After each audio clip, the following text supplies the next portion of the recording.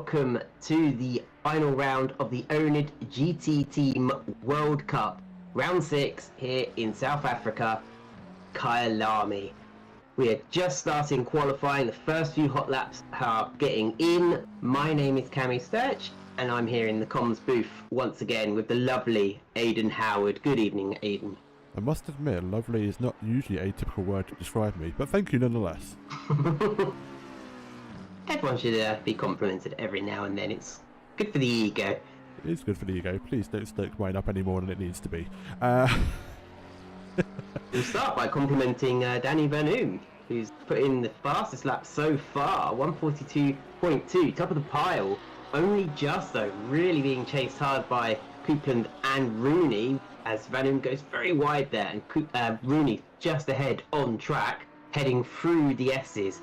And I know Kyalami is a favourite of many drivers, but Aidan, tell us which team is absent tonight. It is the GT3 Championship winning team and I've just forgotten their name. It was on the tip of my tongue. Pulse SimSport. I want to say SimSport Pulse. I knew that was completely inaccurate. Pulse SimSport, sadly not with us this evening. Actually, we've got the AM team before you will jump on us whilst the cameras look at. Yeah, we've got the Pulse SimSport AM, but the championship winning pro team, the sort of the daddy, the big brother, the Red Bull of the AlphaTauri, they wrapped up the championship and they're just on holiday. They're just on holiday. They said, job done, don't need to worry about it anymore. Let's move on. And Seata has taken that provisional pole by more than half a second. There they are, Conrad Seata. A new name.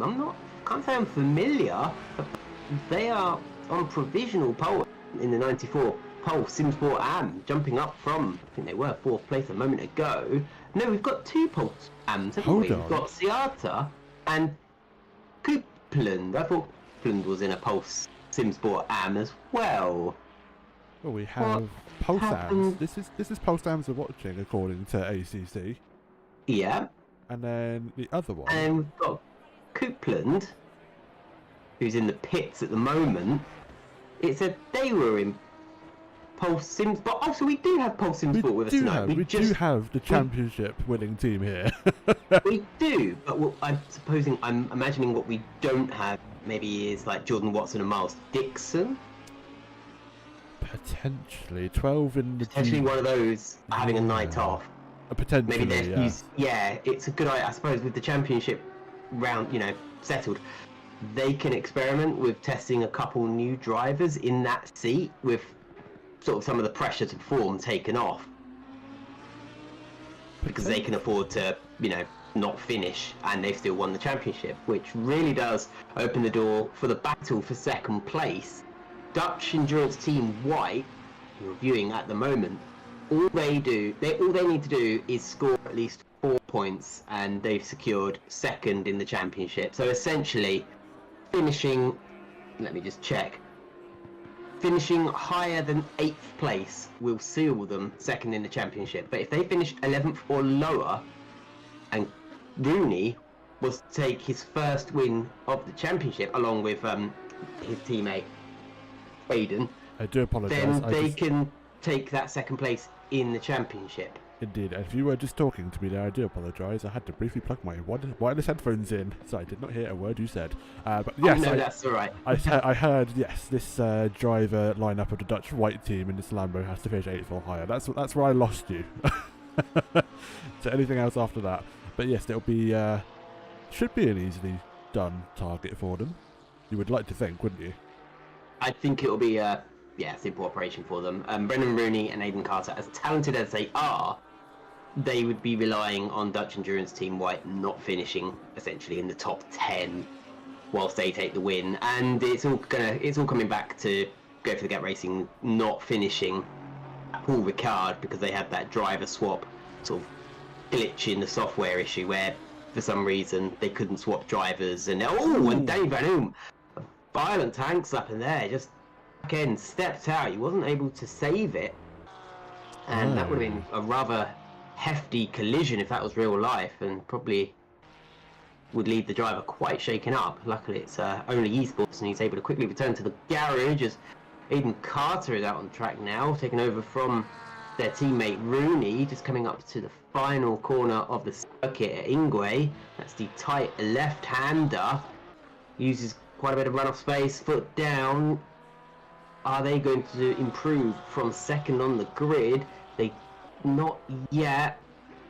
They've just started a new lap. I think they've just started an outlap, haven't they? That was their outlap. That was a 3:30 they just done. So Aiden on a fast lap now. Should we stay with them as they go through turn 2, turn 3 into turn 4?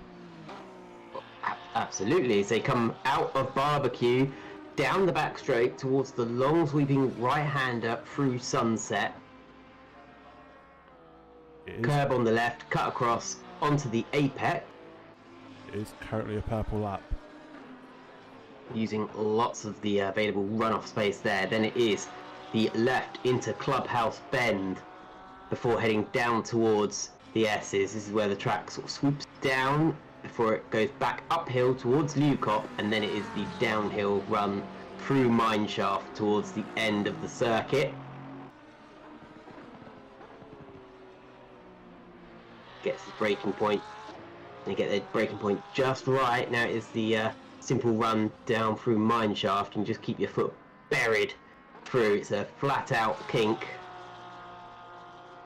Yeah, it doesn't sound like they lifted at all. Into the right-hander at Crocodiles, and then coming up to the trickiest corner on the circuit. This is going to make or break the lap. It is Cheetah, of course, with that sausage curb on the inside. Takes it cautiously. Now we're heading down towards Ingwe, so I assume Aiden is setting purples and didn't want to risk it. Exactly, Aiden's being pushed down to third. Let's see if they can snatch pole. Oh, no. Not They're quite. Still, lost out in the last sector by 1/10. Oh, we have a car disqualified by race control. That's General Scrub. That's General Scrub in the McLaren. They had set a time, which would have been good enough for, I think, 8th, 9th position, but they've been disqualified. So what has happened there? That is a very good question. Something we sadly don't have the information for, apart from seeing them sat in their Losum in the pit box. I wonder if that was just, I wonder if that's a qualifying ban from a previous round that we're not aware of, and General Scrub maybe had forgotten about it, so they've had to sort of retroactively say, hey, no, you should be starting at the back. Potentially. We'll keep an eye on that. But it's a shame for them. They'll, if that is the case, then that's unlucky. But they'll be sure to make up their way through the grid. They'll have to get past the slower GT4 cars at the start of the race, as the Dutch Endurance team White gets a little bit caught up with that V12 Aston. You can't fight like this on a qualifying lap. This just spoils both of your laps. Yeah, and wisely, Danny does seem to have backed out there to find a bit more of a gap. Now they've got Go for the Gap coming up behind them, but Go for the Gap is not the worst person to have in front of you. They're both fighting for the same slot on the grid, essentially. Absolutely. As Aiden comes across the line. Improves, but it's not enough. Not quite, no. They still need to find a quarter of a second to take that pole position. It would be Go for the Gap's first pole position of the season. So, we're about to hit 15 minutes after qualifying, and I do believe the GT4 cars will then be allowed to leave their pit boxes. So anyone that's crossed the line before 15 minutes in the GT3 cars, I believe, can continue the lap. Anyone else not seen the check at the start-finish line before the 15 minutes, after the 15 minutes, should I say, cannot continue the lap and will have to return to pits. And car 94 and car 17 have duplicate joining server, so that will mess up the entry list, so they weren't allowed to race. Here go the GT4s. 114 of Berry looks to be the first one out on track for the GT4s. Now we've still got a championship battle here for the GT4 class, I believe. Yeah, we absolutely do. The GT4s are still quite wide open.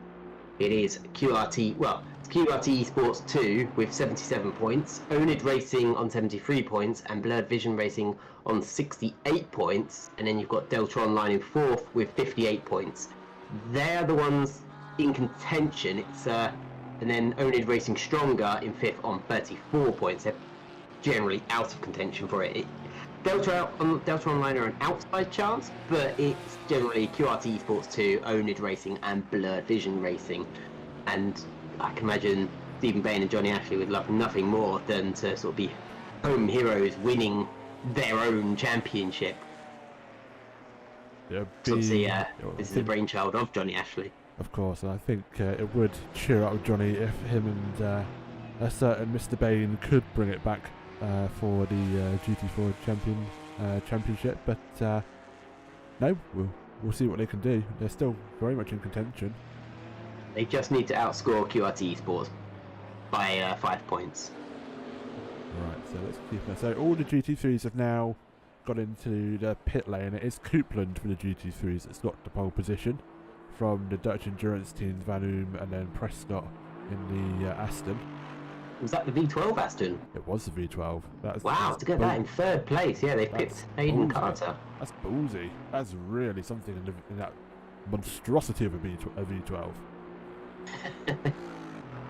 Certainly is, as Nathan Berry starts their fast lap. As we have just under 13 minutes left of qualifying. If you're just joining us, welcome. GT3s have finished their qualifying session, the first 15 minutes of this half-an-hour qualifying session. The GT4 have just come out and they're starting their hot laps now. Welcome all 8 of you who are watching. Pleasure to have you all. Welcome to the stream. I wonder if any people are still thinking, oh, you know, they still keep going to Twitch and, oh, why aren't oNiD streaming anymore? Where the hell are they? We did get bigger numbers on Twitch, but I think there's just people that haven't realised we are on YouTube now. Yeah, that's a change. So the balls are red instead of purple. As Nathan Berry heads down through the S's, handling that car quite nicely. I think it is a bit of a car known to understeer. Brendan Rooney says evening all in the chat. Hello Brendan Rooney, congratulations on your 2nd row start. Not a bad place to start. You can definitely make up some places.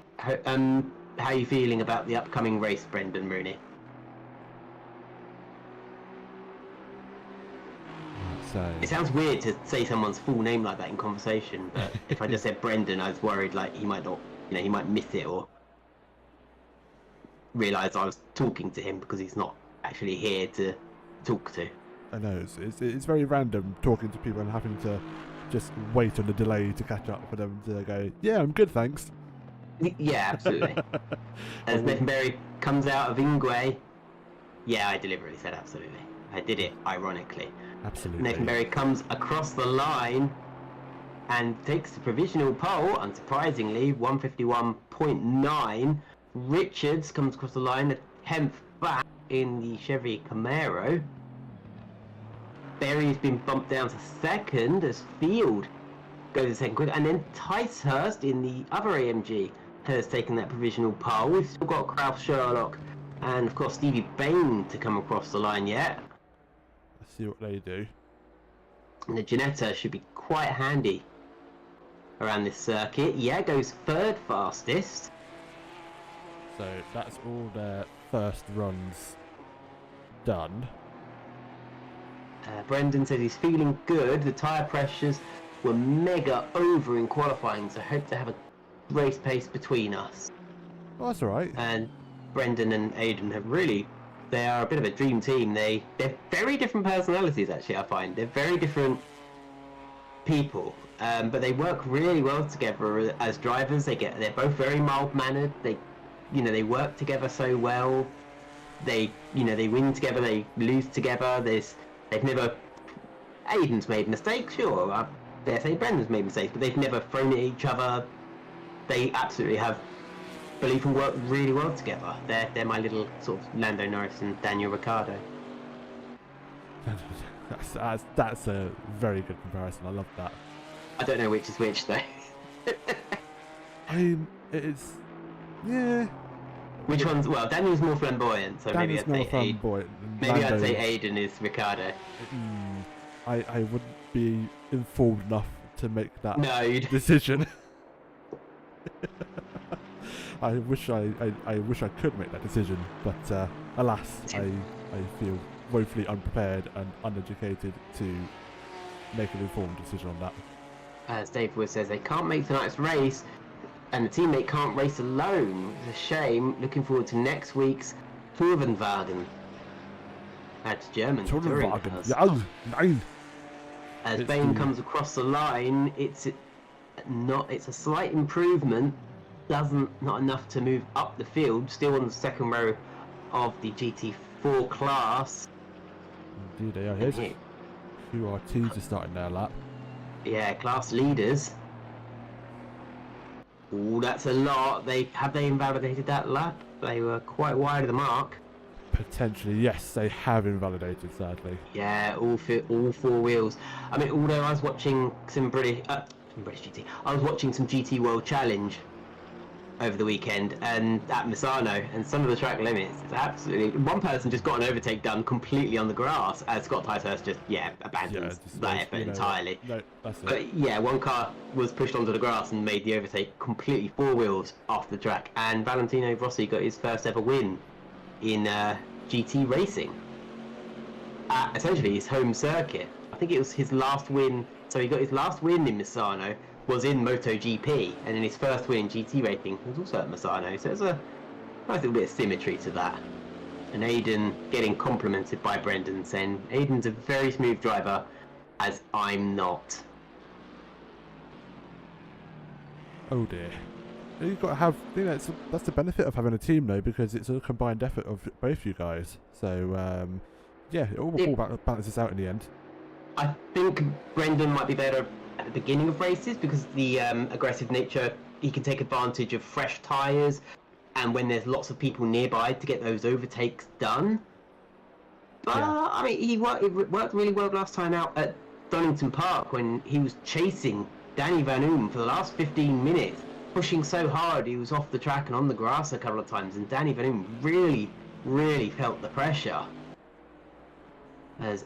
Kraus, are we going to see an improvement in the Chevy Camaro? No, that car, no. even though it can turn left and right, isn't really favouring it the Kyalami circuit as of yet. Let's see what else these other drivers are doing. Nothing really lighting up the timing screen. Oh, as we see. Oh, we've got title. Yes. Facing the wrong way for SKCZ Racing and returning to the garage. Promptly returns to the garage after that embarrassing moment immortalised on YouTube. Anyway. Is Stevie going to get this lap done and let Johnny have a go, or is Steve their qualifying master as he comes through Mineshaft? For all the qualifying sessions I've seen, I think Stevie Bain is being the go-to guy for quali. I don't think Johnny's really got one lap pace. He's more of a race car driver than a quali lap driver is our Johnny. Stephen comes down to the final corner. The raspy note of the Ginetta as he floors it to go across the line. Will he improve? Does not. Close, but oh, that was his outlap. So here we go. This is his hot lap. He's going to be doing the rest of qualifying, methinks. Yeah. He comes into Crowthorne, up towards Juksky Sweep, and then into the left-hander at Barbecue, onto the back straight, where you can see the sort of secondary pit lane that was used for the old South Africa circuit. And then it is the long right-hander Sunset, and these corners really favouring the Ginetta. The Ginettas, they were like the old 911, where they're a bit slow in a straight line, but great in the corners with that V6 engine. I think it's a Ford V6 engine. And then down through the S's, Stephen Bain's got just under 5 minutes to get that car ahead of the rest. Is going purple at this moment in time. We'll keep Purple car. is going purple as he comes through the hairpin at Lukop, now heading downhill through Mineshaft, the easiest section of the circuit. Essentially, just keep your foot right in, but it is possibly the bit where the Ginetta is weakest at, where his opponents, the just brute force speed of those cars, could pick up a little bit of time. Now into Crocodiles, and then coming up to the Cheetah corner, he just has to get that right, and it's so difficult having that corner so near the end, because you can have a full lap and then mess it at Cheetah. He takes it cautiously, doesn't take too much curb, he stays well wide of the sausage, down through the left-hander, Ingwe. This is going to be close. Past the crowd, it's going to be close, let's see what happens. He's 14th at the moment. And Stevie Bain snatches provisional pole of the GT4 class. Wonderful lap. Found all his time going through, mainly through Cheetah. Found about 0.2 of a second as I was watching the Delta continuously dropping time, which was, yeah, that was a very bold lap, especially in the last couple of corners. Now, Tyson has under 3.5 minutes to respond. Where is he? He's right behind Stevie Bain. He's got him right in his crosshairs. And it's not safe. Stevie Bain's only a 10th up, just under a 10th and a half up on Ticehurst. So it's not a massive margin. It's well within the realm of possibility that Scott could snatch this back in the next 3 minutes. So he'll get a couple more laps as he runs it out a little bit wide. Now down towards the S's. And it's still Field, then Barry, Richards, Traddle, Kraus, and Sherlock. Just side note, Stevie Bain going purple again is matching his best times so far. The pressure is off him a little bit now. He's got that lap in, so... Yeah, the ball is well and firmly in Scott's part of the field to respond to the time he set. The ball's in... The ball's in your court. That's what I meant. That's what I meant. You got it. You got it there. The ball is in your side of the field. Your side of the field. My you words go failed get it. me. The ball's in your garden. Can we have it back, please? We booted the ball into the other field. We need to go and talk to that farmer, don't we? Anyway. They're coming up through the final corner. Is Bain going to improve? He's 9.1 off the GT3 pole. So if you see that number change, it'll mean he's gone quicker. Sadly not. Sadly not. And Ticehurst, no, he's 4/10 off on that lap. One more shot at it. Yeah, I think this will be it. Yeah, given their lap time, a GT3 could get round in time, but a GT4 can't get round and get one more lap in, so this is the last lap. Side note, Anthony Richards and Nathan Berry have started laps. Oh, maybe not. Anthony Richards decides to pulls it off and decides that's that. Pepsi Jelinek saying Rossi won at Brands Hatch already. I heard the commentators on GT World Challenge. They were saying that was his first win at Nissan. Ooh. Yeah, the commentators they definitely said that was Rossi's first win in the Fanatec GT World Challenge. Spicy. I have to look into that. I've been to Brands Hatch for the GT World Challenge. I don't remember Rossi winning. Oh, Barry's binned it, so he's gonna say no. That's enough for him. Stephen Bain, though, is purple, and his lap time's purple as well. I thought I'd point out the obvious. Now I'm having to, yeah, Misano, Valentino Rossi takes his first win in the series. Literally the headline from motorsport.com. Oof. Very good win for him there, then. Need to catch up with the GT World Series. Ah, it's great. It's easy to watch because it's on YouTube. Aha! So it's nice and cheap to watch, yeah. Watch Stevie Bain, still got that provisional pole, nobody else. Got 4 drivers in the pits, only Treadle and Sherlock are out on track, apart from... If he keeps this clean, this will be an improvement by about half a second. That was wide, but has he kept it in? It's valid. Yeah, this is good. It improves. What a time to solidify his place. And Ticehurst is in the pits. That's it. Ticehurst won't improve. It is pole position in the GT4 class for oNiD Racing. Congratulations, Stephen Bain. That is that. Wow, wow, wow. Ooh, and reminder, this is a 2-driver minimum race.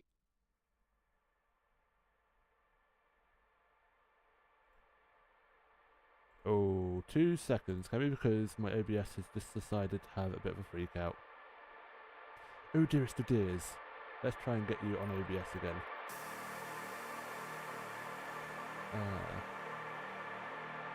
That's very interesting. Let's just go back to live feed of the race because that's what's definitely picking you up. I was just trying to be fancy, go to our kind of like intermediate kind of screen whilst the server ticked over to the race session, but I now believe we have you back, Cammy. Sorry about that. Am I back now? You are back. Hello. There we go. We've got just over 2 minutes to... Oh, and I probably had a connection issue as well because I just tried to post in the YouTube chat and it said, error, try again. Ooh. I noticed my home internet does that. It will work and then every 15 minutes for a split second it will cut out and come back, but anything like streaming or Discord or anything, that split second disconnect will really confuse it. Anyway, we've got Pulse Sim Sport on pole once again, this time with Ashley Coupland at the wheel, and alongside them is Danny Van Oom in the Dutch Endurance Team White. Then it is Prescott for Monster Energy, although that isn't the team they're registered with, but anyway. No, I can't remember what the name they've registered with now, but I can't either. That's interesting. Maybe a bit of a glitch there with the game, but I think they could be FDSR. That would make sense, actually. That's the only Aston. Yeah, it's the only Aston V8 Vantage in GT3. Then you've got Rooney for Go for the Gap Racing. You've got Harris, Wagyu Racing. You've got Hearn for, that is the 666 car in the West McLaren. That is. Are you going to go to them? Oh no, I'll go to them like that. I was just going to go row by row. There we go. Yeah, I was waiting for you to get to... Oh, they're oNiD Racing, even though they're not in purple. That seems like sacrilege. And then you've got Guthrie in the Audi R8, which would be the Sim Racing Brotherhood. Then the second of the Dutch Endurance teams, Dennis Tinnemans, Kingston, Lindblom and Torn. And then GT4s, of course, you have oNiD Racing on pole with Stephen Bain. Then Ticehurst alongside in the Mercedes for QRT Esports, Page, Berry, Richard, Yelnek, Wood and Gregory. I had to go a bit quick there because we are running out of time, but everyone will be on screen for a moment and you'll be able to check them out. Right. And it'll be up to Ashley Coupland to lead them around on the formation lap. It will be indeed, although it's saying Timoshesh in the timing tower might have just had a sneaky driver change and waiting for that to... Oh, they may have, yes. So it might be there. A quick cheeky switcheroo as the formation lap is underway.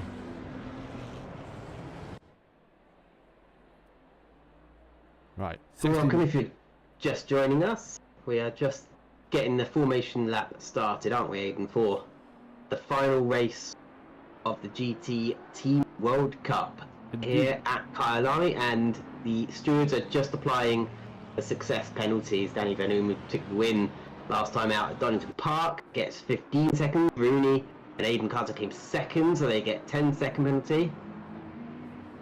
Richards won in GT4. You wanted to say that, didn't you? Richard, there's just want to point out a Camaro won the last round. A Camaro. Yeah, how? They're good cars. They're 15 seconds. Ticehurst hit third in the last round and gets second in the last round and gets 10 seconds. And then we're just waiting for the third place penalties to be dished out, which are 5 seconds apiece. That's Stevie Bain for the GT4s. Stevie Bain and Johnny Ashley, should I say. So they've got quite the advantage. They've got the least success penalty, and they are on... They are on pole, yeah. Let's see, I can't remember who came third for the GT3s last time out. It might not actually be in sessions. I think it was Pulse. I thought Miles Dixon chased down that third place in the end. Ooh. So I think it'll be Coupland who picks up the 5-second success penalty, because it was Pulse Simsport, the team that came third. because they did fall down the order, didn't they? Because they made 2 pit stops. Yes. And then we were also impressed with how they caught back up. Yes, that's correct. And I think they overtook, it might have been Ferris for that 3rd place near the end. So that last success penalty just needs to be applied. The pit window won't open for 25 minutes anyway, so it's a while for the stewards to work that out as they start getting into formation now as they come down towards Crocodile and Cheetah. You can see the last of the GT4s catch up, and it's a slightly smaller grid than we had at the beginning of the season, which is a shame, and we've had teams drop out of the championship as well, such as Scribbler and QRT Esports 1 and Dutch Endurance Team Red. We also lost Gachi Muchi, Royal Sim Sports, Reinar's Cam Sport and Wacker Racing, which is a shame, but the weak have made way for the strong, and therefore we have the likes of QRT Esports and oNiD Racing, Pulse Sim Sport, Dutch Endurance and oNiD Go for the Gap, fighting it out as they come through the last corner now. We're going to get ready for some GT racing here at Kyalami. Rolling start, just waiting green light to come on. It is Ashley Coupland for Pulse Sim Sport, who seems to be just behind Danny Van Oom a little bit. They go green. We are racing here at Kyalami. Make sure they were in the proper positions, otherwise there will be penalties dished out, because that Dutch Endurance car is already ahead, and the Pulse Sim Sport falling into the clutches a little bit as Go for the Gap. Are they going to go round the outside? Yes, they are. For the gap to 2nd position. Really looked like Coupland was caught napping there a little bit, Aidan. Very much so. He's going to fall down the order because of it, but a wonderful start for Aidan Carter and Danny Van Oom. They come through Sunset now, and it looks like pretty much the entire grid. So far, so good, but they're going to be fighting each other through Sunset. There's a lot of runoff space, and we usually do see some collisions in the opening lap, but with only 19 cars on the grid, maybe it'll be a little bit calmer as Aidan Carter chases after Van Oom. Coupland managed to hold on to 3rd place, hasn't fallen into Prescott's snatches. So now the clutches. Yes, so now the challenge for Ashley is how quick can they make up their positions. Poor start, they're going to be annoyed, but maybe use that annoyance and channel that into positive progression back through the field. There's a battle in the background there. Someone going very wide into Crocodile. And that was Prescott having a little look. Yes, indeed. I don't think Prescott can do anything about it there. We've got 2 gaggles of cars now, top 4 and potentially 5th through to 10th, or 11th should I say. So this is the FDSR team. They're called Monster Energy at the moment. I don't know why. They are FDSR, which is Paul Prescott and Dan Stevens. They're this front gaggle absolutely running away with it, and Prescott with the fastest lap of the race so far, leaving Hearn quite far back. He's having to work hard to defend that 5th place and might about to lose it as the R8 just goes round the outside, then up the inside, and now they're going to lose out to the 2nd of the Dutch Endurance teams. Bit of a rough start there from Hearn.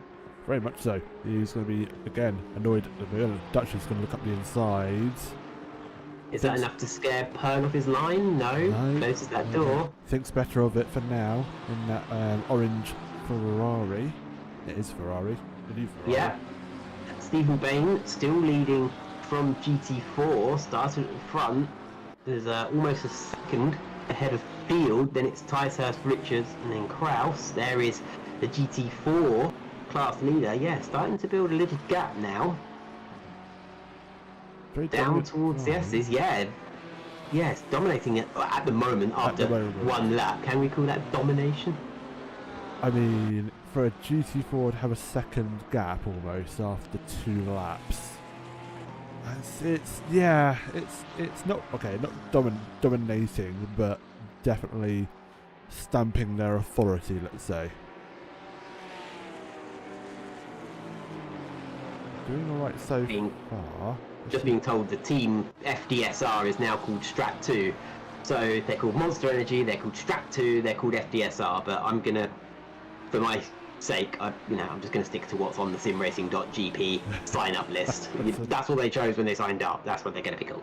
Absolutely. They can call themselves Strat 2 later in another championship. Ah, fair enough. Right, so they jump back up. Oh, hello. 352, 5-second penalty. Causing a collision. Where's 352?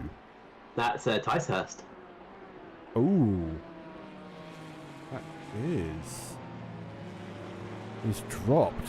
He was second, wasn't he, initially? Yeah, I wonder if, Field and Ticehurst have maybe had a little coming together.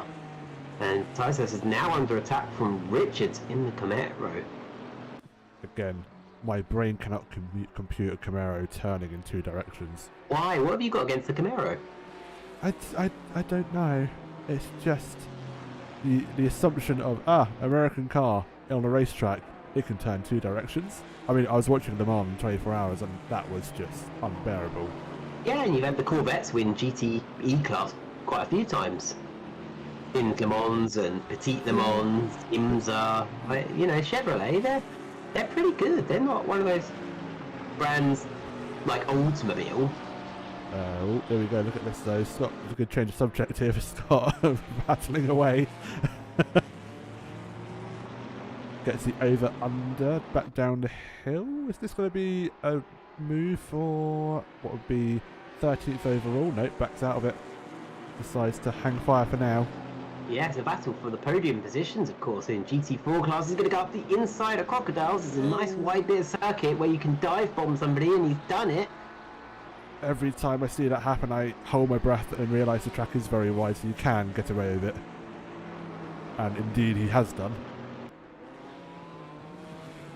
Danny Van has pulled 2 seconds on Aiden Carter. It looks like Aiden's got Kublin bearing down on them, less than a second apart between the 911 and the Pulse SimSport Ferrari. So whatever gremlins bogged Kublin down at the start is shaking them off and is chasing after the 911 now and starting to leave Prescott behind.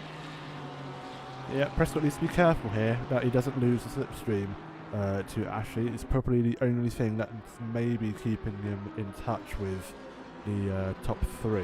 You'd ideally want about 0.8 or 0.9 of a second from the car in front to get the slipstream, but sadly it looks like he's now out of it until these guys start battling, which, as I said that, they are.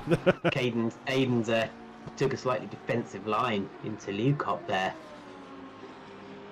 Now, Pulse SimSport, of course they've won the championship, but this is a matter of pride. Go for the Gap would like to win, but that Lamborghini is pulling away.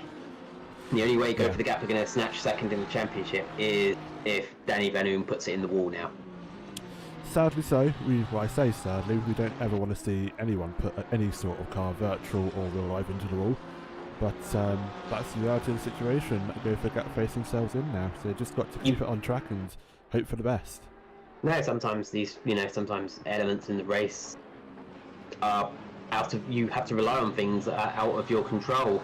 Maybe a GT4 car, they'll be hoping their GT4 car will get in the way of the Dutch endurance team, but you just don't know. It's General Scrub, well, this day sucks. First I fail my exam, then I spend the day for this, and I'm not allowed to race. Oh, I'm so sorry, no. Scrub. What was the exam? Yeah, more importantly, bless you. That's not good at all. Oh, bless you. I hope you can, at least I hope you can retake it. Yeah, come chat to us afterwards if you need a pick me up. Sure. Yeah, for sure. Just come and insult me or something. That usually picks people up. But looks like Aiden's found a little bit of pace. It's not quite. Kuplin's not quite as close as he was, although he does seem to close up under braking. I wonder if Aiden's just trying to look after those tyres a little bit, not braking quite so hard, because it is, of course, an hour-long race, and if they can go without, when you change drivers, you might as well take tyres anyway. Yeah, it's an interesting setup here, especially with the driver change and the enforced pit stop. I say enforced, you have to pit, so tyres may not. Well, the tyres will last an hour, but What am I saying? You might as well. You If might you've as got to well. stop for driver change, Exactly, you you may get as a free well. tyre change. So you've got to change for driver change, yeah, you get a free tyre change essentially. Exactly. As There's Coupland, no loss to the pit stop. It will still be 30 seconds whether you do take tyres or not. No. So you may as well do it whilst you're there. Danny Venum be hoping that more laps go by where Carter can keep Coupland behind, because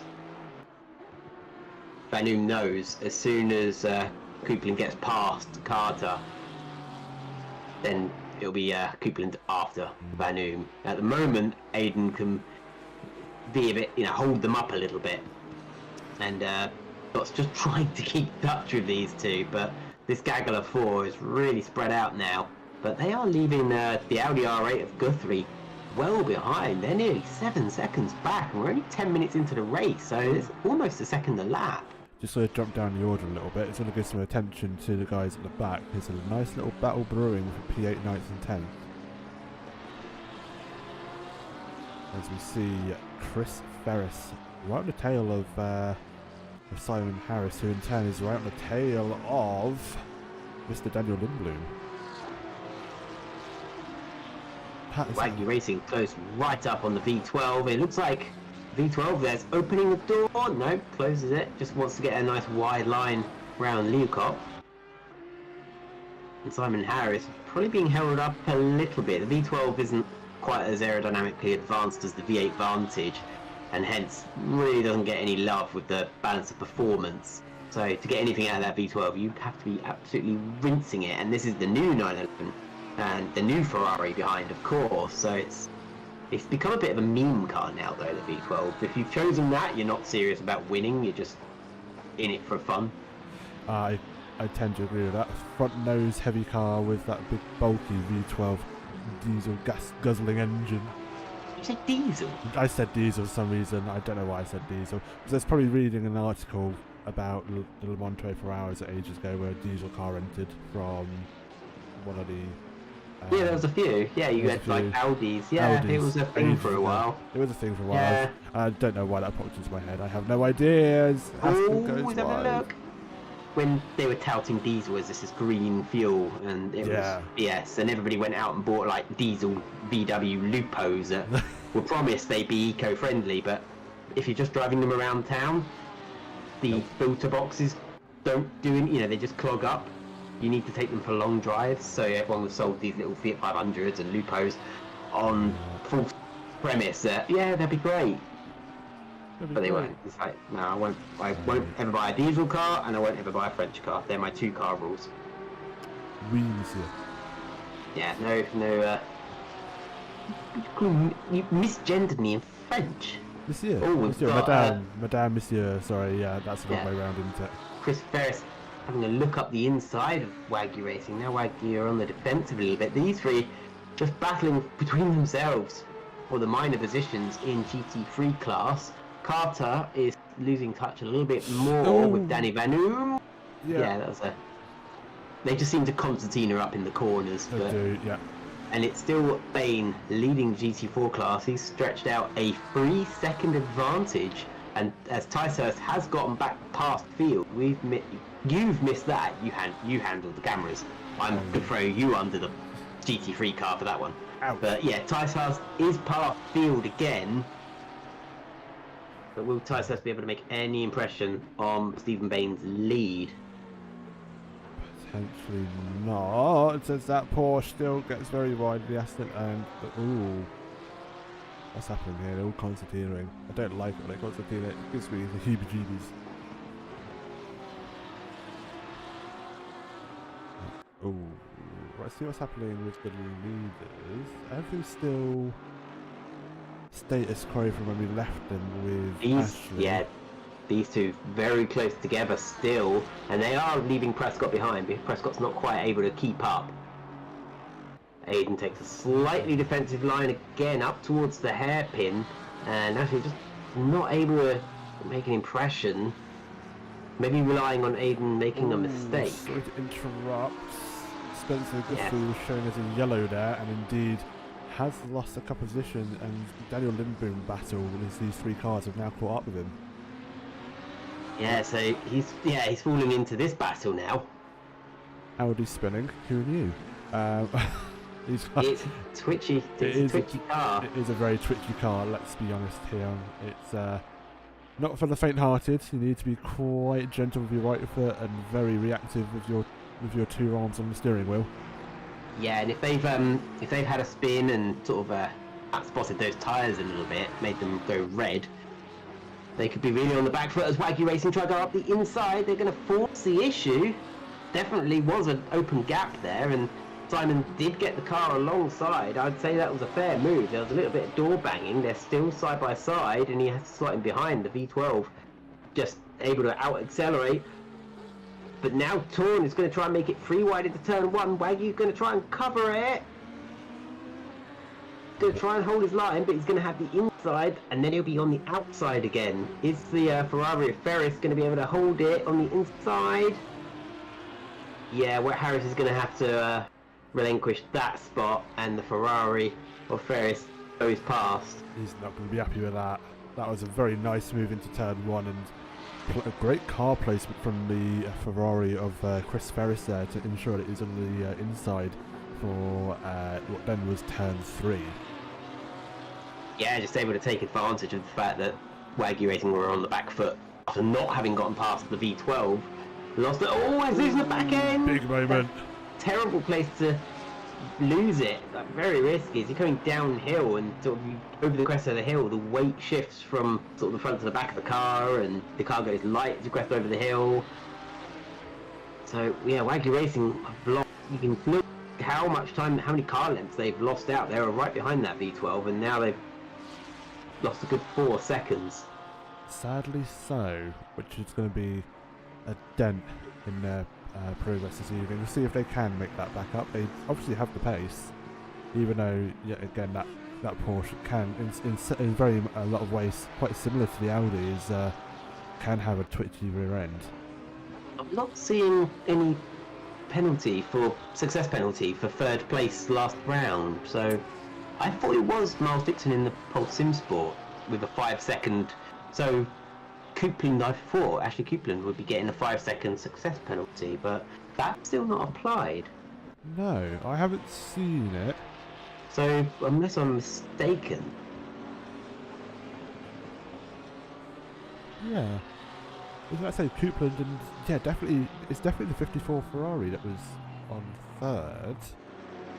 Yeah, that's interesting. Stewards know something we don't in that regard, unless there was a penalty applied and they didn't finish third in the end. But I thought the penalty would apply to the team, not the driver, because otherwise your team is the one accumulating points, and you could just change both drivers out and escape penalties. No, absolutely. That's what I would have thought as well. As we just pay attention a little bit to Danny Van Oom, is 43 minutes left of the race, and they're now catching the back markers. So they've made overtake on what is Sherlock and Scheitel, Kraus and Berry. Oh, he's gone wide. Oh, very wide there through Cheetah. Next two cars for him will be Kraus and Berry. Danny Van Oom will get to pit and swap drivers in about 10 minutes. Aidan Carter just coming up behind Scheitel now.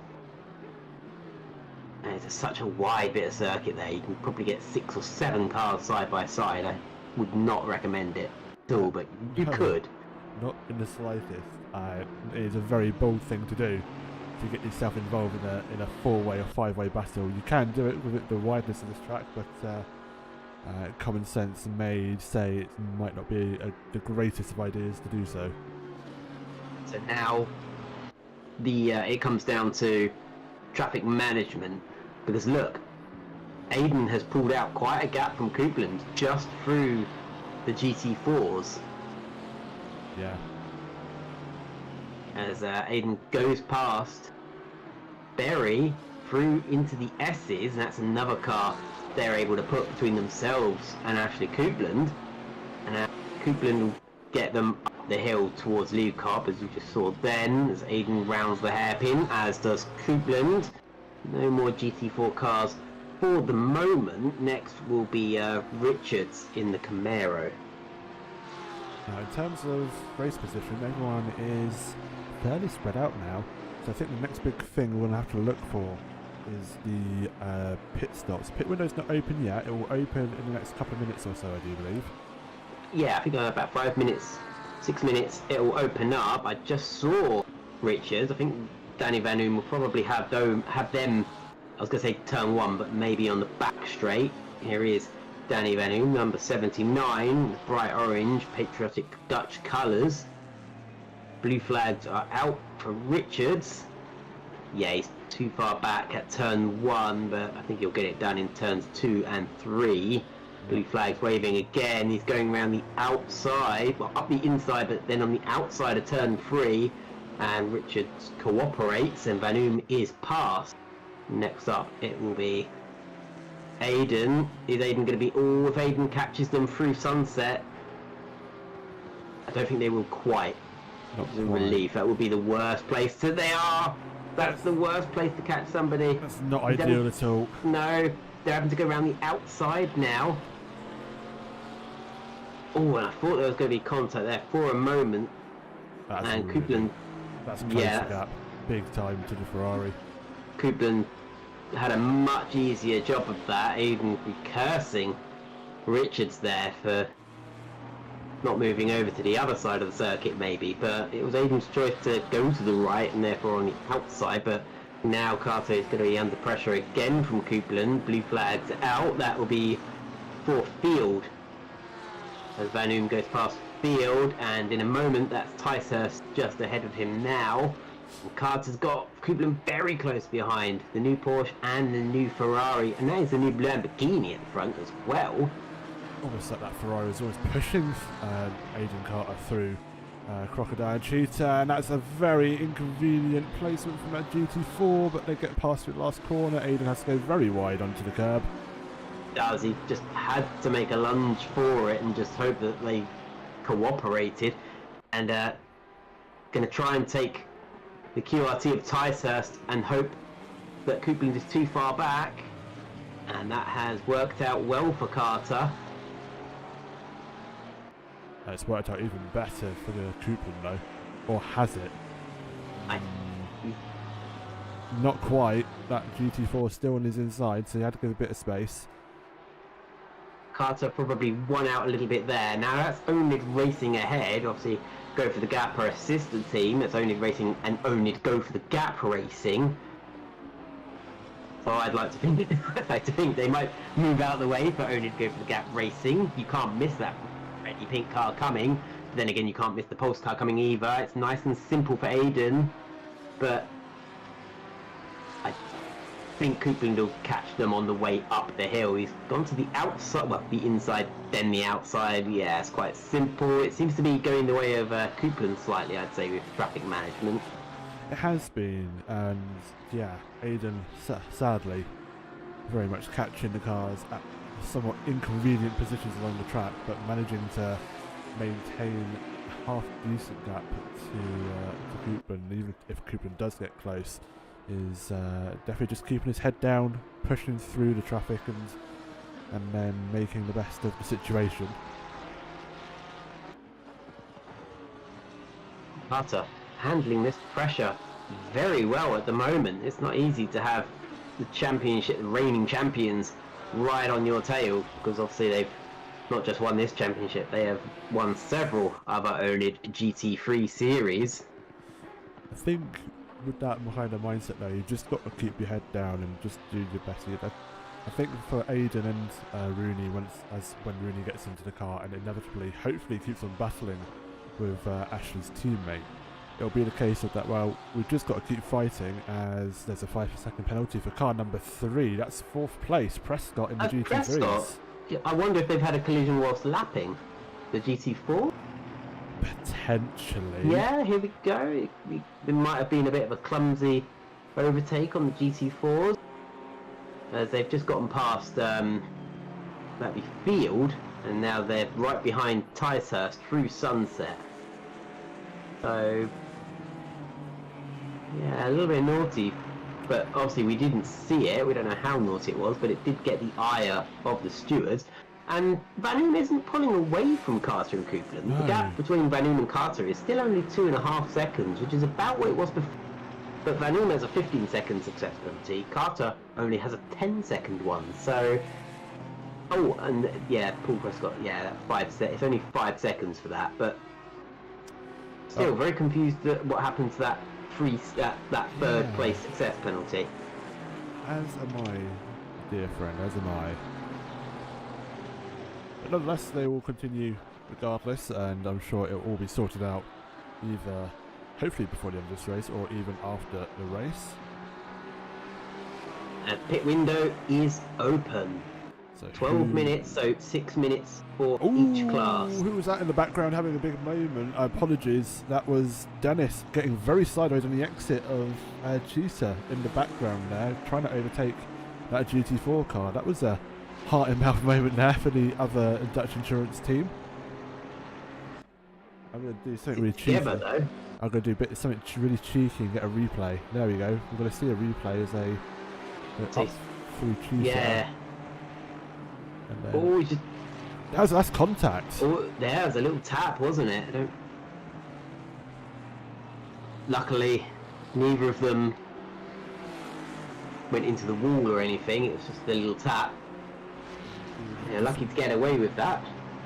Did they were. We'll go back to the live session now. So still Danny Van Oom leading from Carter, from Coupland and Prescott. Top 4 unchanged. Do you have a couple of pit stops? P10 and P11 serving their pit stops. Remco, Tom and Chris Ferris will get their driver change sorted and get back out. Their driver change, yeah, out they come. Oh, long pit stop for Remco Torn. Yeah, what's happening here? I kind of expected Torn, unless Torn did just come into the pits that much later. Potentially. We didn't see them come in, did we? No, that's a very good point actually. Well, they are going to leave the pit lane now, and yet 35 second in the pit lane of 26.3 stationary. But rejoins down in 11th. Let's check in with Ashley, shall we? Still on the tail of Aiden. Up we go through the little complex of turn 2 and turn 3. They're going to approach Sunset. Is Ashley going to have a look around the outside? Do they have a run? Aiden goes defensive. Yeah, it'd be very hard to get it around the outside of Sunset. He's going to try it though. There's lots of runoff space. If he can try it, he's up the inside now. Great move, but now Carter's going to try and hold it round the outside. Are they going to give each other room? Little Carter touch gets there. run off a little bit. Yeah, it looked like Coupland ran wide and tapped Carter a little bit, but they keep it facing forward and well defended there from Aiden Carter. That could have very easily gone wrong. It could have easily just relinquished that place, but Aiden holds on, defensive into the hairpin at Leeuwkop. This is great driving from Aiden Carter. Got a few more minutes before they need to come into the pits. When will they want to hand off? When will they be thinking, is there a possibility for an overcut or an undercut? All to play for. I've got to, must admit, it's great driving from both drivers. We said, oh, he's going to run the outside of Sunset. You can't do that. Well, they did. And that's Peters ahead. They've already made their pit stop as Carter dives in, and Coupland does the same thing. That looks like a late move from Coupland. Kind of. That was a late do what they do. Yeah, pretty much. That was. Who will come out the pits first, though? Coupland's missed his box. Coupland's missed his box. He stopped short of it, didn't he? He did, but Carter's got 10-second success penalty. So Coupland does, yeah. Coupland, which is straight.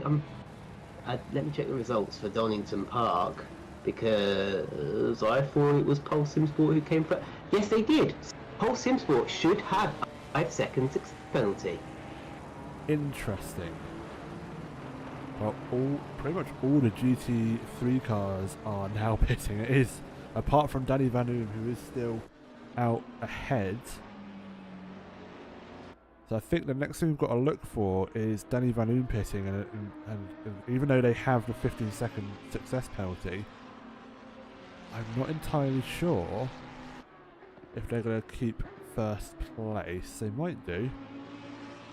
It depends how far ahead they are of P2, waiting for the timings to update. I think before they came into the pits, there was only a few seconds in it, so I think they'll come out the pits a couple seconds behind. Well, and that and Pole SimSport haven't been given a success penalty, so they're going to come out in the lead. No, they are absolutely are. It is now Timitic in the Pole SimSport, and indeed the B Rooney is now driving for Go for the Gap Racing and in third place after their success penalty.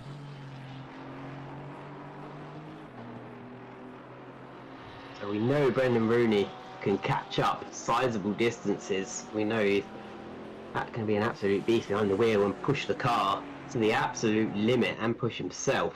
Right, Vanu pits. That is your race leader as Pole SimSport rounding the hairpin. Now they've got the advantage because they've not had any success penalty, so I'm not quite understanding what's going on, but they've got an advantage over everybody else of not having to take the success penalty, so they're going to take the lead. I am keeping an eye on Vanu's. I am pretty... No, they're not. They're still in the pit box. Yeah, that is going to be race lead for SimSport. Oh! B Rooney was round. There was a yellow flag for him. I wonder if he just had a brief little off. He's still going. The car looks undamaged. I wonder if he just had a little off at Cheetah. Quite potentially. There's now... There's Vanu. Oh, sorry, Jongen. And yeah, he was...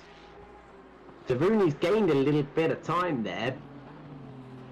Although they did have to take a 15-second success penalty. So this is potentially handing the victory to Pole SimSport, who... Yeah, I don't know how to feel about this because I've not heard anything from the race stewards, but Pole SimSport, the finishing order of the Donington Park race was Dutch Endurance Team White, who you're looking at now, who took a 15-second success penalty. Second was Go for the Gap, who have just taken a 10-second success penalty. Third was Pole SimSport, who have not taken a success penalty, and then fourth was Double Sevens. That is something that the stewards are going to have to sort out, and I'm quite thankful that I'm not a steward. No, it might have to be something they apply. I don't know if they've forgotten, but it might have to be applied post-race. Potentially, yes. It's some. As I said, you've got some wonderful stewards here with the live stewarding tonight, but yeah, that might have been a slight oversight. Alright, so let's check in with the GT4s, as we have had some pit stops. Holmes, Janik and Wood have, well, their team have stopped respectively, should I say. But then Dimech doesn't ordinarily drive for Pole SimSport. They ordinarily drive for Pole SimSport AM. So I see what's going on. So 54 is Pole SimSport AM, because that's Coupland and Dimech. Have they just joined with the wrong liveries and the wrong drivers? They've not put the AM on their team name. It just says Pole SimSport. Yannick Dimech and Ashley Coupland are Pole SimSport AM, and as such do not get a 5-second success penalty. But Pole SimSport, which is Jordan Watson and Conrad Theata, who we see earlier in practice, which is what confused us because we saw them in practice. Right. And I think we saw them in practice, but they're not in the race, and they would be the ones with the 5-second success penalty. So this is the AM team on fire at the moment and putting in their best performance of the championship. Well, I'll be damned. That's a stunning performance, if that's the case.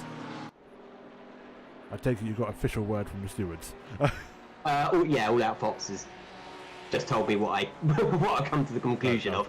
But it's very tricky when the team names in the game don't match what we're given on SimRacing.GP, and then even more confusing when somebody else says, "Oh, we've got a new team name. We're called Strap 2 or something now." So, as commentators, we're trying to deal with 19 or sometimes more cars, and then each of those cars has 2 drivers. And then each of those teams are deciding they're changing names. No wonder we get confused. It doesn't take much, especially in my case. Right, so everyone's pitted apart from... Well, I say everyone pitted apart from Bain, Berry and Sherlock. Berry's just come into the pit lanes in 2nd place in the GT4s. So he will pit for their driver change. And so Sherlock as well in P3 entering the pit lane. Bain is still out for oNiD Racing, really extending the stint. Will have to pit at the end of this lap to adhere to the driver change. He won't have time to do another lap because he slides through that little sector there from the downhill to uphill again. Goes up neatly. But all out tops. Just saying, 3 teams had problems with the team order, so had to drop out. Pulse were one of them. Ow. So we had cars in practice who we assumed, oh, we'll see them in the race. And then when you've got the Pulse teams with identical cars, with identical liveries, and then the team names not displaying correctly in the bottom right, that's confusing. But we've got Jongen being caught hand over fist by Brendan Rooney as they both clear the oNiD Racing leader, Stephen Bain, in GT4 class as he comes into the pits now. So Danny Van Oom, who had this handsome lead, but obviously lost some of that with the success penalty, is being hounded down. And these teams are rivals. They've, they had a coming together earlier in the season at Watkins Glen at the last lap.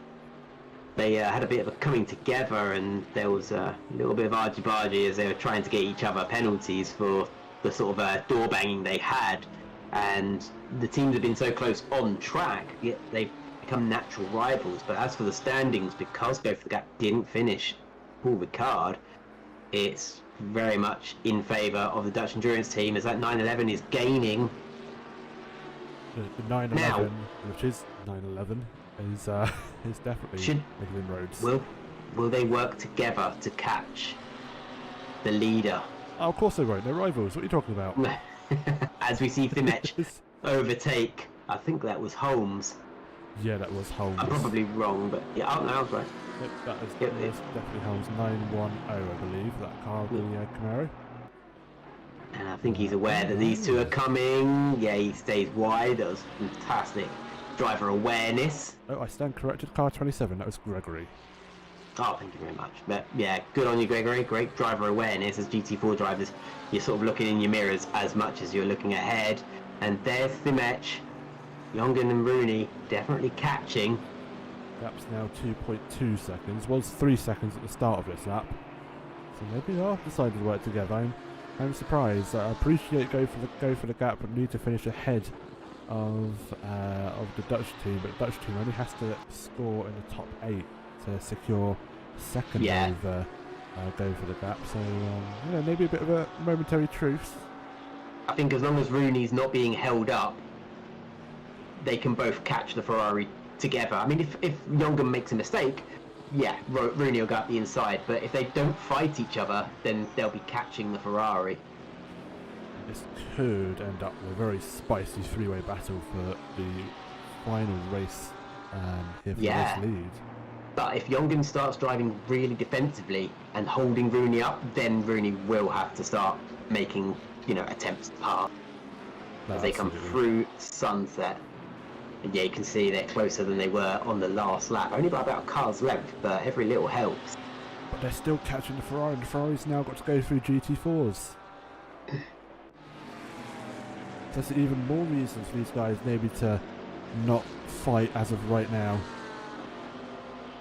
It could be shared investment and interest into what could be a potential race win or three-way battle, as Jongen is very slidey, saves it. That's a lot of momentum there. He was able to hold back Rooney, Really didn't have anywhere to go through the pink. Is Rooney going to throw it up the inside? He's going to try and launch it around the outside. That would be brave through Crocodile, but I think he's just trying to get the bit of a cutback move. He's having a look. Oh, guys, a little touch between the two. Trying. Up the inside. Up the inside of Cheetah. Where has that come from? But now Jongen's going to try and get it. And they touch! Contact, and Jongen has spun Rooney round and just seems to be driving off. That is Now, gutting. I wonder if that will come to the stewards. That probably will.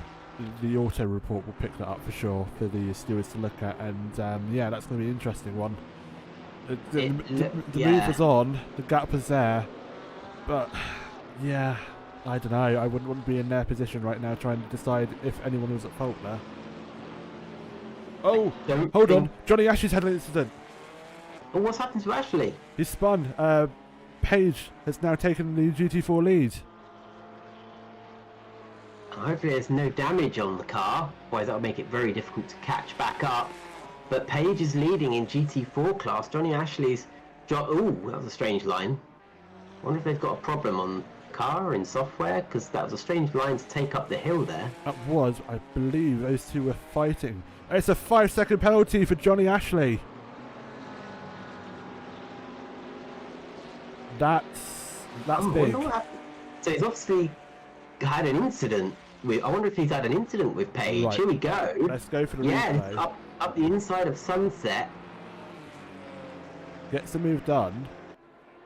Or was defending, perhaps, at the very least. Oh! I'm not sure that was Ashley's fault. I'm not sure why Ashley has picked up a penalty for that. Neither am I. He will continue. I mean, I don't think he... You know, it's not like... I don't think he brake checked them. He was braking for the corner. I would have said it was up to the car behind, not to run into the car in front. Very unusual decision, and not seeing any penalty applied for Jongen for... You know, for driving into Rooney. We're seeing from Delta Live TV, Ashley turned into him. It did look like that for a brief moment, to be fair. And maybe you tried to rejoin the racing line and then made contact and half spun because of it.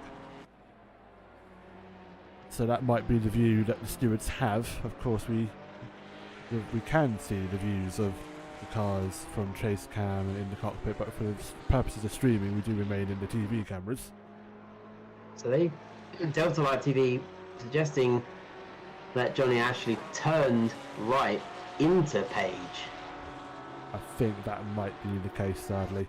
But the stewards have obviously made their decision, and indeed they have, as I said, have more viewing angles and more telemetry data available than we do. They can see the HUD, they can see the driver's inputs, throttle, acceleration, and braking for slowing down, but and obviously has made that decision to give him the penalty. Yeah, and Rooney will be quite upset because nothing's happening between Jongen and Rooney, because it looked like Rooney had worked quite hard to get the move done at Cheetah without contact, just for Jongen to try up the inside and make contact. Oh, hello. And spin Rooney round. This is... Oh, look at this. Jongen's catching the race leader because they're trying to get past Johnny Ashley. And that's a massive game. The Ferrari got held up through Cheetah in the final turn by Johnny Ashley. And Jongen has made about a 2-second gain on the race lead. The gap's down to 1.2. Yeah, it's all about how they handled that traffic. But it looks like a race-leading trio are going to be bunched up again. Rooney looks like he's catching. Did look like he was faster than Jongen, but he's got the GT4 Ginetta to get past. Hopefully he can take care of them just before sunset. Well, the good news for Johnny is that the car behind him is 11.7 seconds behind him, so his gap... As long as he can hold that gap. Yeah, exactly. He'll get... Ooh, now the McLaren of, I think that's Paige, is maybe going to hold... Oh, just wrong time to catch the GT4, and Jongen to pounce. Younger's Just got an absolute launch. He's up the inside. Not quite. Thinks Not better quite. of it. You can see Rooney in the background there past the GT4, Janetta. He's going to have front row seats to see if he can catch up. Rooney's very much still in contention for this fight, but I think he'll be hoping that the next round with Jongen can be a bit cleaner. One would hope so, that's for sure. Through Cheetah again. Yellow flag's out at the moment. Oh, that's a car spun on final turn. Jesus Christ.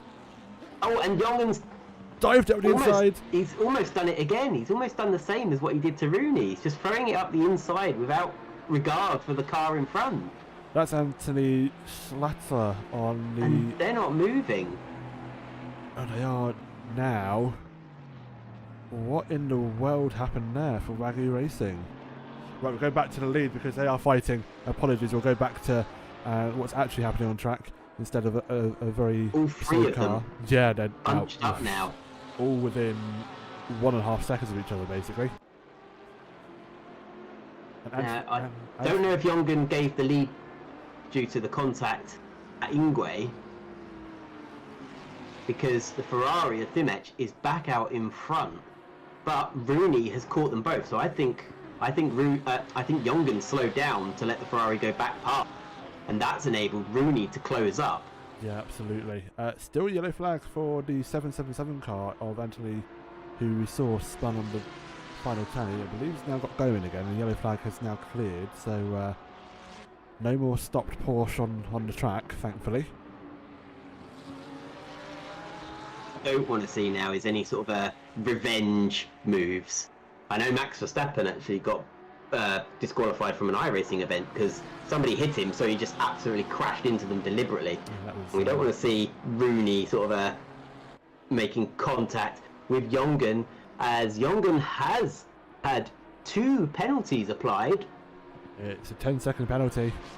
Well, yeah, sorry, 2 5-second penalties. I don't know if that's 1 for each, or 10 seconds for one, or 10 seconds for the other one, but Jongen does have a 10-second penalty now.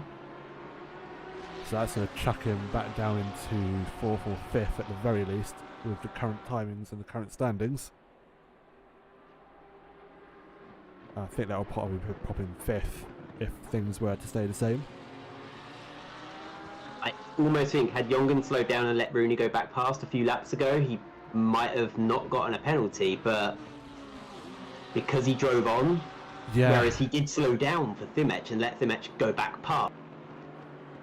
Oh, look how close these three are. We're going to have a great battle for these last 14 minutes here for the final round of the GT Team World Cup here at Kyalami, as Jongen's looking, trying to make a move, not quite close enough, but he's certainly pushing and forcing the issue as they come up down towards the S's. Rooney could sit back and just watch these two take, they could collide, it could get messy between these two, as Pulse Simsport AM would certainly like their first win of the season. I know we're all used to Pulse cars at the front, but this is the AM team. This is watching an AlphaTauri win. On a side note, apologies to interrupt this battle. R. Page, the leader in GT4's 10-second penalty, which then puts Johnny Ashley back into contention for the race lead. It does. It can be very fortunate. Oh, it's Jongen trying to look up the inside of Dimech, and Dimech just closes the door. Indeed it does. Rooney's closed up a little bit as they come up to Cheetah. Oh God. And in the background, P4 Jacobs and the Akari T7's going to start catching these guys now. 12.5 minutes to go, and it's still so undecided for the top 3 on the GT3s and the GT4s as well. With that 10-second penalty for Page, if Johnny can just keep it within 5 seconds, he will. Rooney had a little look. Rooney had a little look. A little nibble. I love that we've got 3 different manufacturers, 3 different teams, 3 different nationalities up front as well. We've got, I think the match is Belgian. I think we've got Belgian, Dutch and British. I believe you are very correct. They come round sunset, the Lamborghini, Ferrari, the Lambo, the Porsche. they're keeping to their line. Nobody's making any arting movements, but Rooney's close right up, actually. Rooney's very close, and that has made Jongen go a little bit defensive into the S's again now. 11.5 minutes to go, but Jongen has that 10-second penalty lingering over him like a bad smell.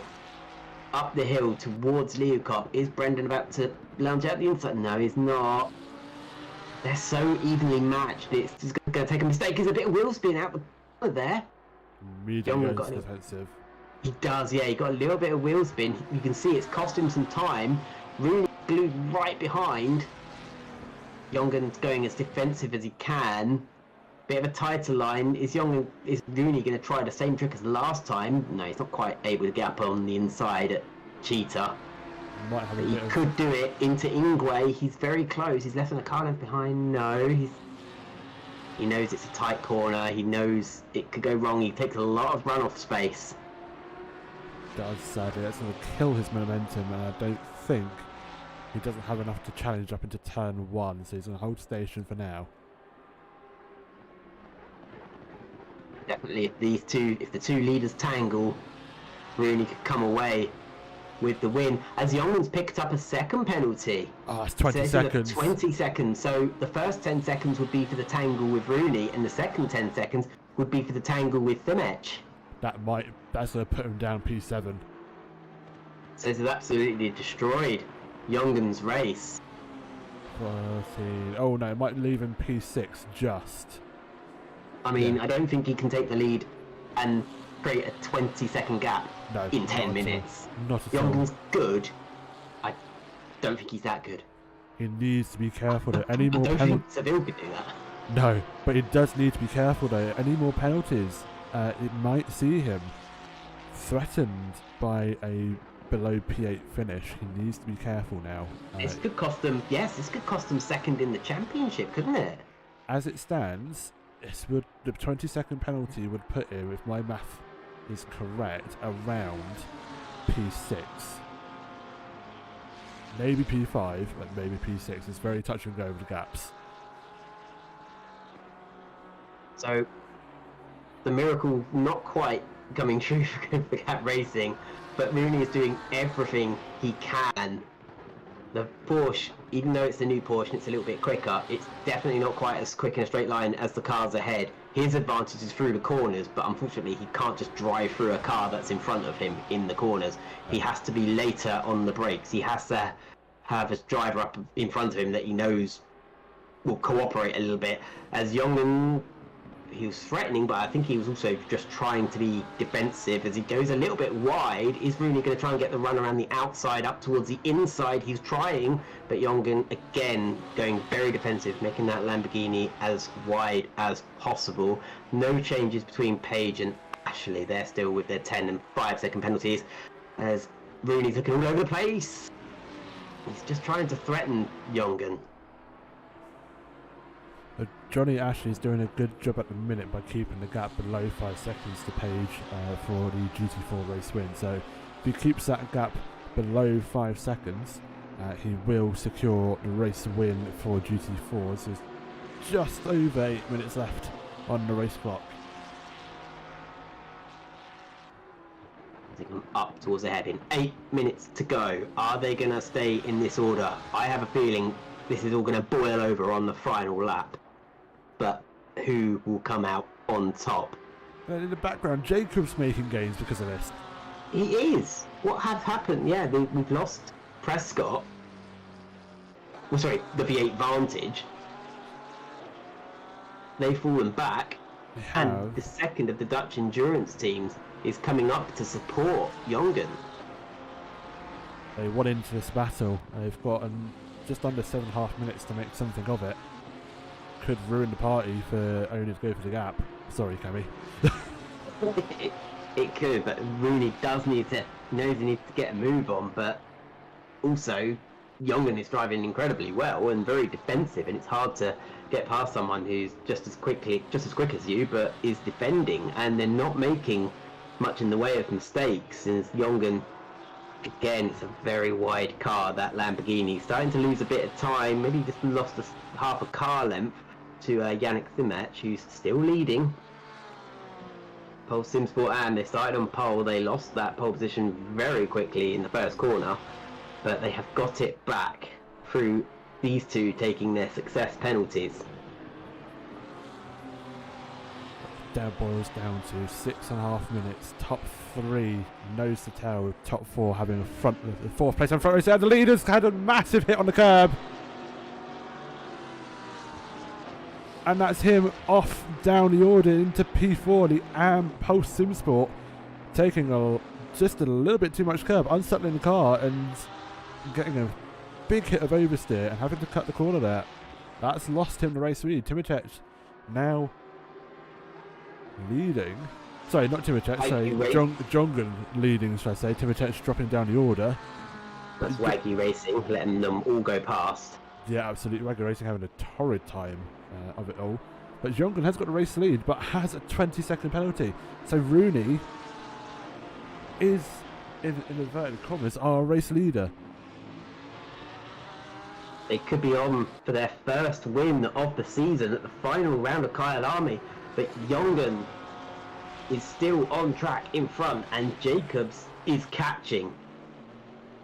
He is indeed. Rooney needs to dispatch with Jongan quickly, because the two Dutch endurance teams could, which isn't really within rules. I don't think, you know, if you had multiple teams working together, you could have, you know, 6 drivers all working together, which they're meant to be independent teams. They shouldn't really be helping each other out, but you can't really stop, you know, you couldn't really stop Jongan from just driving a little bit slower and holding Rooney up, and Rooney is be well aware of that.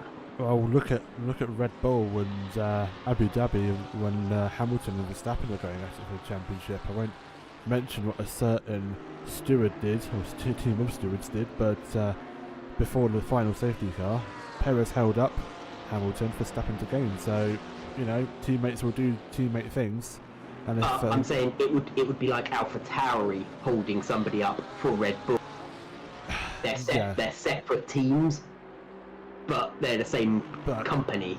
So their interests are one and the same.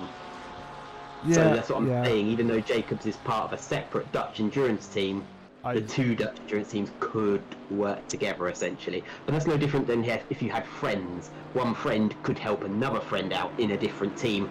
As the leaders come up to one of the GT4s, that's got to hinder Rooney. It is, yeah. Rooney's having to drive around the outside of it. Jacobs has closed up a little bit more and is going to be able to pass the Camaro down the straight. Very inconvenient positioning for Rooney there. He gets past that AMG though, which is ML. Don't quite know the full name of ML, but ML gets out of the way.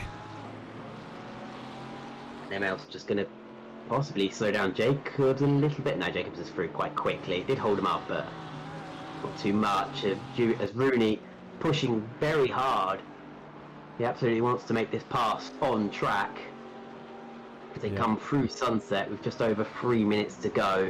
And Page still leading the GT4 class, but still has that 10-second gap hanging over them, and is only 4 seconds ahead of Johnny Ashley. Johnny Ashley has a 5-second penalty, but I think is well ahead of Mecking by about 12 or so seconds. It's not 13.7 seconds. So at the moment, Johnny Ashley is de facto leader of GT4, and this is the de facto leader of GT3 with just under 3 minutes to go, as Jongan's gone very wide at Leeuwkop. He's gone very wide. But I don't think it's necessarily compromising. We've got a very good run down through the that final part of the left-hander, and they went wide to get a better run. Really has to take it to the grass to get past the GT4. Jacobs is having a look as well. Yeah, that Camaro is absolutely in the wrong place. Wrong time, wrong place for Rooney to catch it. Through Cheetah, it is Dutch endurance team, Rooney, and then the other Dutch endurance team, Timech, is in the shot of the picture there. They were leading after that, and then they made that mistake through the S's, taking quite a lot of curb, really unsettled the car. 2 minutes to go. It is 33 laps completed. Jongan, Rooney, Jacobs. I reckon it will be a 35 lap race, so 2 more laps I reckon. For Rooney to defend now, really, from Jacobs, who's made inroads on him in the past few corners. So I think Rooney's very much under threat here. A couple more GT3s in front. That's I was going to say title up. That's Yellowneck and Holmes. I think They come from Sunset again. I think those two GT4s up ahead are very aware of their surroundings, and I haven't really seen them get in the way as much as the others perhaps, but they've caught them in a very inconvenient place, as it'll be very hard for them to immediately move out of the way. Rooney has now managed to get right onto the tail because of the inconvenient timing of that Camaro. Youngin has to hold the inside line to make the pass, but also to defend from Rooney as they get past Yellowneck. Yellowneck's going to just be in front of Jacobs, but Jacobs dispatched them quickly. There's SimRacing, who will need to get past these two, hopefully down before Cheetah. As Rooney's closing up, they're going to be starting the last lap in a minute. No, it's a balancing act between trying to defend from Jacobs and knowing that Zhong has got that 20-second penalty. Really just needs to finish in second to get the race win. But it's a threat from Jacobs behind that's making him push, making him having to potentially go for the actual full-on race lead. So last lap. Stewards will well be aware if there's any sort of collusion between separate teams. If they see the driver data that one's deliberately slowing down, you know, if Youngin was deliberately slowing down compared to previous laps or anything. You know, we're all aware of these tricks. Absolutely. Rooney did have a little nibble up into turn one, but thought better of it and rejoined the racing line to take the corner. He's literally on the tail of Zhongan now, but Jacobs is also keeping him honest, so we'll have a look outside of Sunset, but it doesn't have a run. Following through Sunset will Rooney. Zhongan's going to defend very, very early and try to perhaps compromise Rooney here. And Rooney's going to have to now look in his rearview mirrors. He's got Jacobs right on his tail. The other sister team. I think Rooney has to focus on defending, because if he makes an overtake on Yongan and Yongan sort of holds him out to dry on the outside or something, then Rooney will lose that lead. But if Rooney backs off a little bit, he knows he only needs to finish within 20 seconds of Yongan. I think that's got to be his main priority now, defending. Don't worry about the race lead, you will get the win. It doesn't matter where you finish, as with the car ahead of you having a massive penalty like Jonathan has. You've just got to finish, so go through Crocodile. Only 2 or 3 more corners. He's going to go alongside Jonathan, of course he is. Oh, there's no contact! There's touch! Now, did Jongan turn into Rooney there? That wouldn't be the first time that Jongan's made contact with Rooney. Oh, dear Lord, that's not going to go down well. No, and Jeroen Jongan finishes first, but obviously is not the race winner. Rooney's dropped to 4th. Rooney's dropped to 4th with, I don't think... Timotech pipped him for 3rd. Oh boy. Can we get a replay? I'm going to try. Let's have a look. We'll go into replay and we'll follow... Go on board with Jongan. Try and get there. Or a chase cam. Here we go. So let's watch what happened.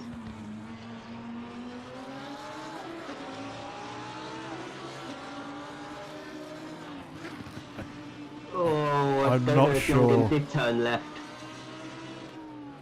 The stewards will have an interesting time trying to figure that one out. The stewards will have a better look than us.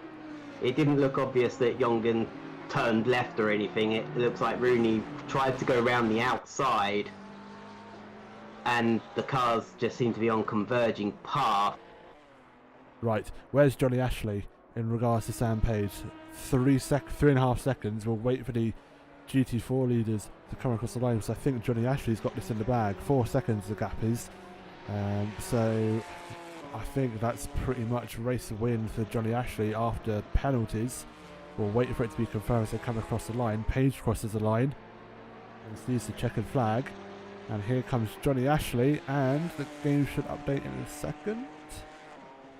So we should have a race winner, yeah. Johnny Ashley and Stephen Bain for oNiD Racing in the GT4. It will sort itself out in the final classifications, I think. Yeah, there you There go. we It's sorted go. itself out.